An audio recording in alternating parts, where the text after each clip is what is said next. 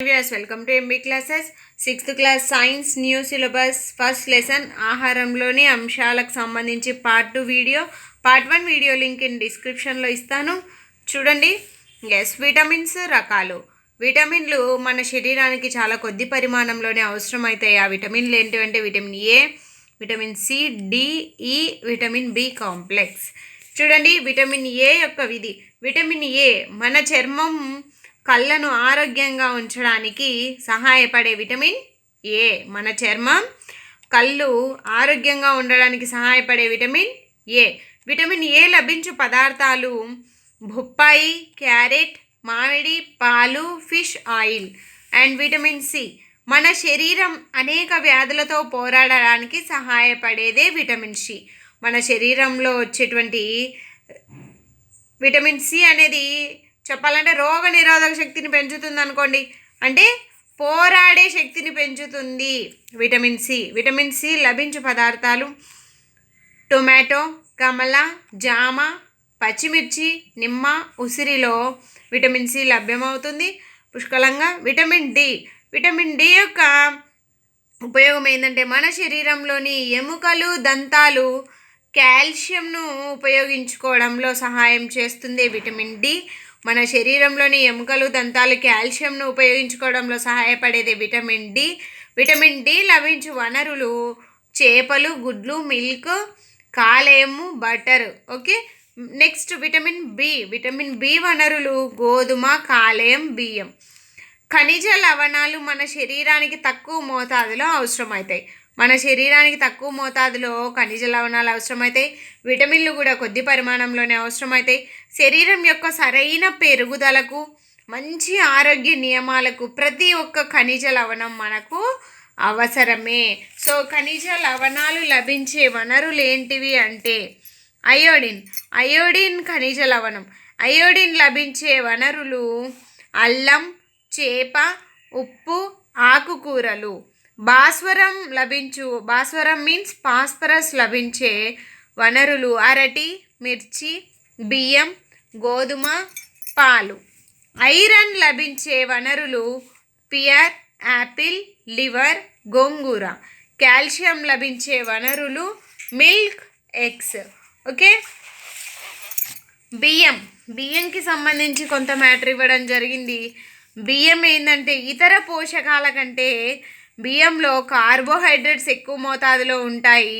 ఏదైనా ఒక పదార్థంలో అది ఓన్లీ పర్టికులర్గా ఇవే ఉంటాయనేం కాదు. ప్రతి ఒక్క పదార్థంలో 2-3 రకాల మనకు కావాల్సిన శక్తి వనరులు లభించవచ్చు. అయితే బియ్యంకి సంబంధించి అత్యధికంగా మనకు అందే పోషకాలు ఏంటంటే కార్బోహైడ్రేట్స్ ఎక్కువ మోతాదులో ఉంటాయి. కావున కార్బోహైడ్రేట్స్ సమృద్ధి ఆహార వనరు అన్నప్పుడు బియ్యం ఒకటి చెప్తాం ఎగ్జాంపుల్. ఆహారంలో ఉండే పీచు పదార్థాలను రఫేజ్ అని పిలుస్తారు. ఏమంటారు? ఆహారంలోని పీచు పదార్థాలను రఫేజ్ అని పిలుస్తారు. మన శరీరంలో పీచు పదార్థం ప్రధానంగా మొక్కల ఉత్పత్తుల నుండి లభిస్తుంది. మన శరీరంలోని పీచు పదార్థం మొక్కల ఉత్పత్తుల నుంచి లభిస్తుంది. పీచు పదార్థ ప్రధాన వనరులు ఏంటంటే తృణధాన్యాలు, పప్పులు, బంగాళదుంపలు, తాజా పండ్లు, కాయగూరలు మొదలైనవి ఇవి పీచు పదార్థముకి లభ్యమవుతాయి మనకి.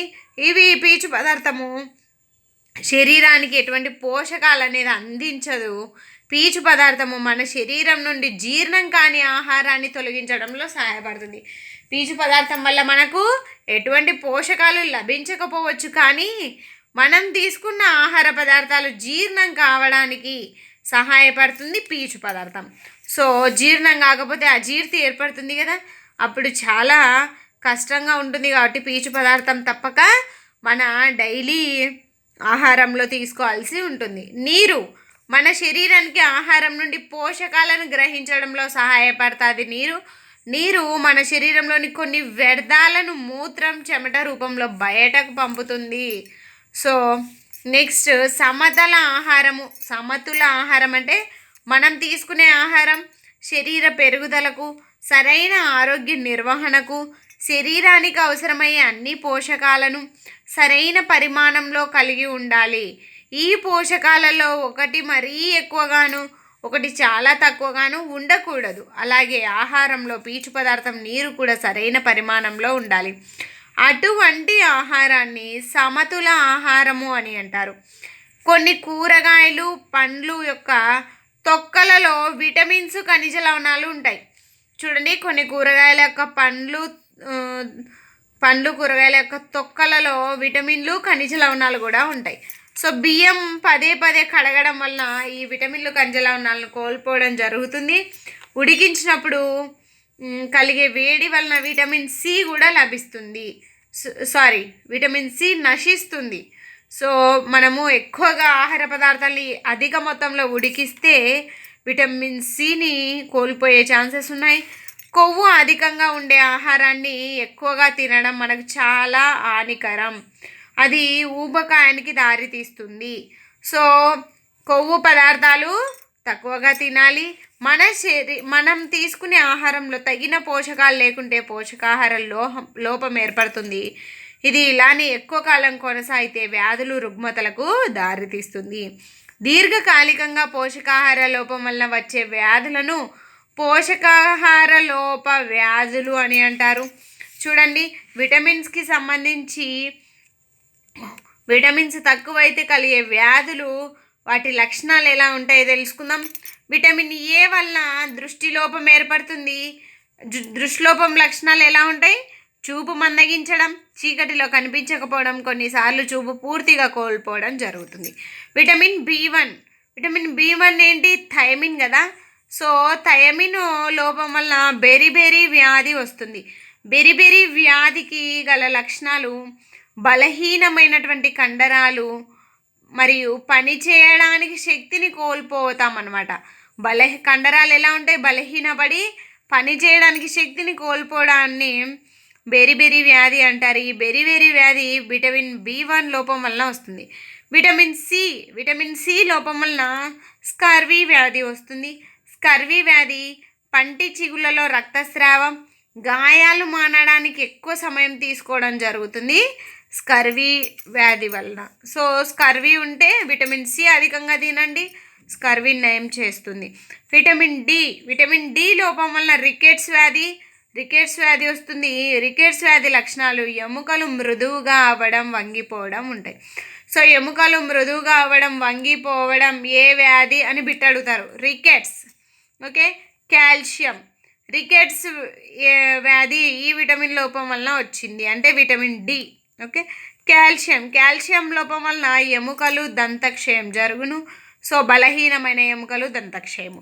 అయోడిన్ లోపం వలన గాయిటర్ వ్యాధి. అది ఎలా ఉంటుంది? మెడలోని గ్రంథులు వాచి ఉన్నట్లు కనిపించడం, పిల్లల మానసిక వైకల్యం గాయిటర్ వ్యాధి లోపం వలన. సో అయోడిన్ లోపం వలన. ఐరన్ లోపం వలన రక్తహీనత వస్తే నీరసం ఏర్పడుతుంది. ఓకే. ఇవన్నీ టెక్స్ట్ బుక్లో line to line bits. Third lesson పదార్థాలను సమూహాలుగా వర్గీకరించడం. Next video watch it.